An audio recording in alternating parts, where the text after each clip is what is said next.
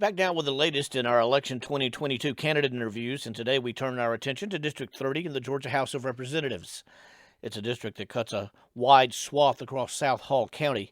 It was the district represented by Emory Donahue until he was drawn out of the district during redistricting. He's now in a different district. Kim Floria is the Democratic candidate for this seat. She's facing Republican Derek McCollum in November.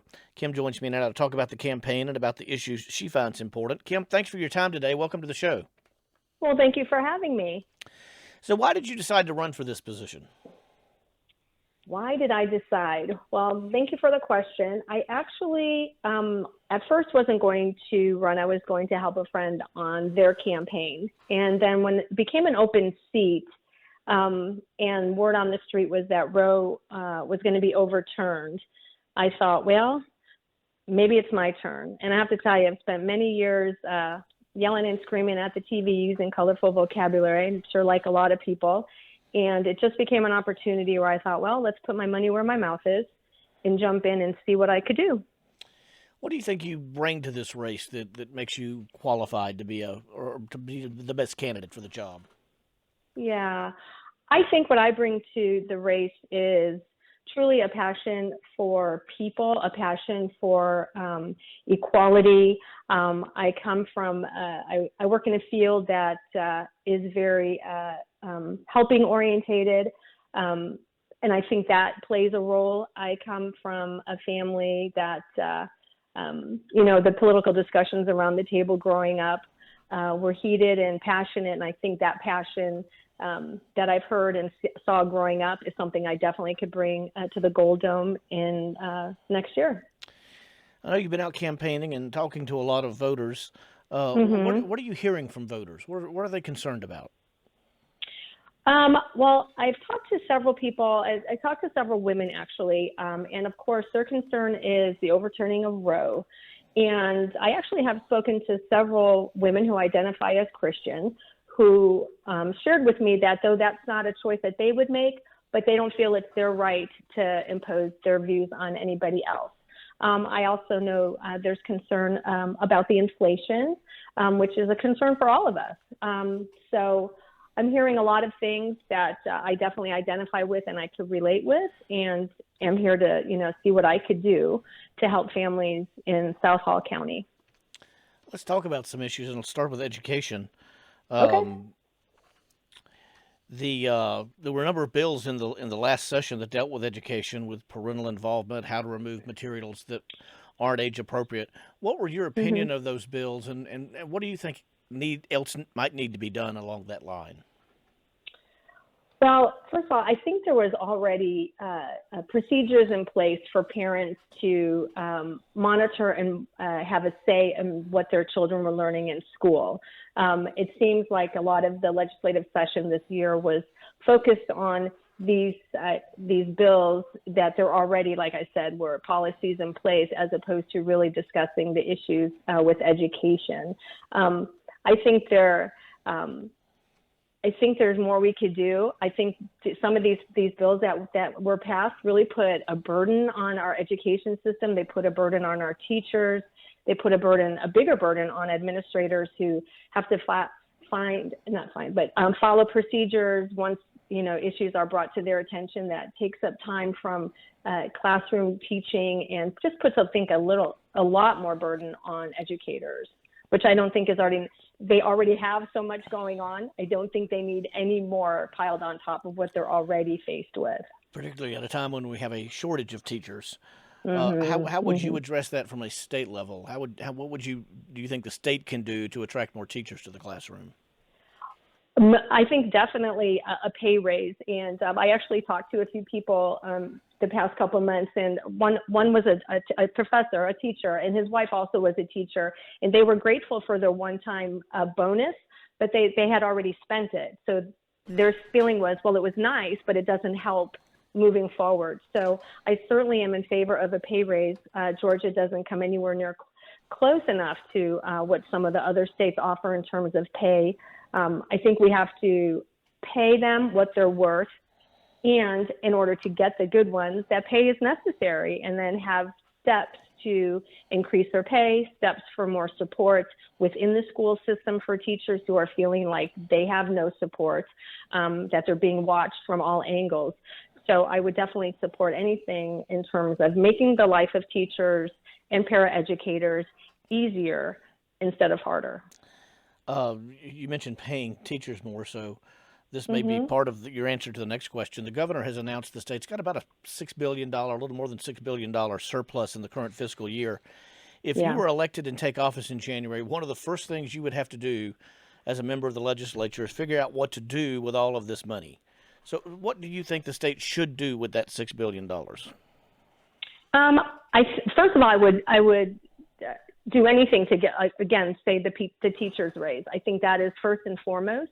Our education system has, as you know, not been up to par for many, many years. So not only do they need infrastructure help at the schools, but I think getting the teachers' salary increase, hiring and retaining qualified teachers is the first thing that I think we should use that money for. And then followed by, whatever else comes up. I'd have to hear, what some of the other options would be, but that would be first and foremost for me. The governor wants to give a portion of it back in terms of rebates to taxpayers. Would you support that? Rebates to taxpayers. I would have to look into that more. I would. I don't know enough, to be honest. I really don't know what that would look like. So I would support it if I had a little more information in terms of how it would all roll out. Okay. I thought he was already going to be giving rebates, and I was kind of looking for mine. But so I think I would just need more information before I could really decide. But that would be based on the information that's presented to me. All right, let's talk about voting. Early voting started today in the state of Georgia. This year's election is the first statewide election that's being governed under State Bill 202, the Election Integrity Act. We had municipal elections last year that were part of it, but this is the first big year that elections are using those rules. What are your thoughts on that bill, and do you think Georgia has fair elections? I think that we've made it harder for people. I think historically, if I'm not mistaken, for instance, mail-in ballots, mail-in voting benefited Republicans more. So now they've changed it because 2 years ago it did not. So I think they're just making life much more difficult for people in terms of getting to vote, getting their votes to count. I would support legislation that would, we've cut the early voting time down a lot. We've made the voting drop box very impossible for some people, especially people who are disabled or who can't take the elevator up the hallway, turn left, and everything to get down to the drop box. I even voted with the drive-through drop box a couple years ago. It seemed safe at the time, but then all of a sudden it became not safe and not fair to do. So I'm interested to see how the election goes with all these rules, and hopefully it will go along without incident. You mentioned healthcare on your website. What do you think is wrong with healthcare in Georgia, and what can the legislature do to fix it? Yeah, well, that's a great question. The healthcare for me is mostly the expanding Medicaid, and when I looked into it, that just meant expanding Medicaid just means extending the age, and also that families could qualify for Medicaid solely based on income.